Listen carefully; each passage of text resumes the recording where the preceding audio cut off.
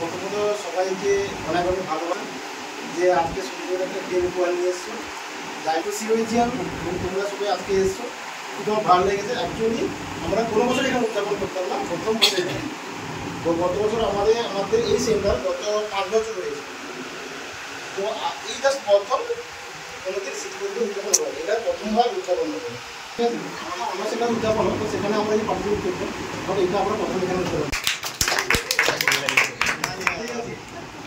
আচ্ছা, আমি কেকটা আমি আর কাটবো না, সবাই এসে কাটছি তাহলে। হ্যাঁ sir,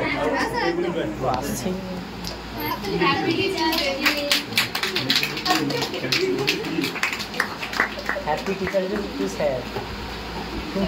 happy teachers day sir. আচ্ছা